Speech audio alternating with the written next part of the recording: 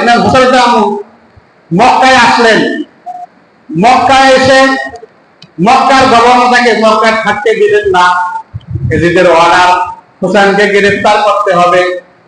মক্কায় আসার পরে আরো চিঠি আসতে লাগলো কুফা থেকে, হে ইমাম হোসাইন, আপনি আমাদের কুফায় এসে পড়েন, এখানে আপনার পক্ষে 1 লক্ষ লোক আছে, সবাই আপনাকে চায়।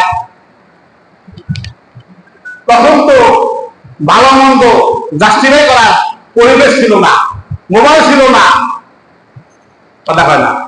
ও চিঠি আসতো, আবার চিঠি উত্তর লাগতো। আমরা লেখাপড়া করছি অনেক দূরে বাড়ি থেকে, তো চিঠি আসতো বাড়ি থেকে, চিঠি লিখতাম, আব্বা এই টাকা লাগবে, এই সাবান নাই, জামা ছিঁড়ে গেছে, পরীক্ষার ফিস লাগবে। চিঠি পৌঁছতে পৌঁছতে লাগবে 15 দিন। চিঠি পাইতে কতদিন লাগবে? 15 দিন বাড়ি চিঠি পৌঁছতে।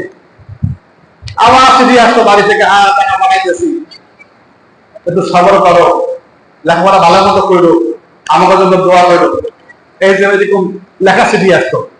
তা আসতে যাইতে 1 মাস শেষ আমাদের আমলে। তখন তো আরো দুর্গম ছিল রাস্তাঘাট। তো চিঠি আসতেছে, হে হোসেন তুমি কুফায় চলে আসো। নাম হাসান কুফার অবস্থা জানার জন্য তার ভাই, স্বাস্থ্য ভাই মুসলিম ইবনে আকিলকে পাঠাইলেন, যাও দেখো কুফাবাসী কি আসলে আমার পক্ষে গেলে একটু দেখে আসো। মুসলিম ইবনে আকিল কুফায় এসে দেখে, হ্যাঁ কুফাবাসী মোটামুটি ইমাম হোসাইনের পক্ষে। তিনি কুফায় এসে এক মহিলার ঘরে উঠলেন, হানি ইবনে ওরওয়া, ওরওয়ার হানি ঘরে আশ্রয় নিলেন। তখন কুফার গভর্নর ছিল নোমান বিন বশির, ইনি সাহাবী। এই সাহাবী নরম প্রকৃতির মানুষ ছিলেন।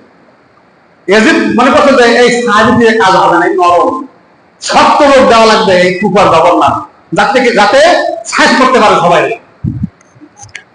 তো ইনি নোমান বিন বশিরকে বরখাস্ত করে তার স্থানে ওবায়দুল্লাহ ইবনে জিয়াদকে গভর্নর বানাই দিলেন। তিনি ছিল শক্ত মানুষ। তো ওবায়দুল্লাহ ইবনে জিয়াদ জানতে পারলো যে ইমাম হোসাইনের দূত আসছে, পক্ষের লোক আসছে, অমুক ঘরে আশ্রয় দিয়েছে। তো মুসলিম আকিলকে না পেয়ে ওই ঘরওয়ালাকে গ্রেফতার করে নিয়ে গেছে। তো মুসলিম আকিল বলে, ঠিক আছে আমাদের পক্ষের লোক গ্রেফতার করছে গভর্নর, চলো আমরা তাকে উদ্ধার করি, ছাড়াই আনি। ইতিহাস লেখে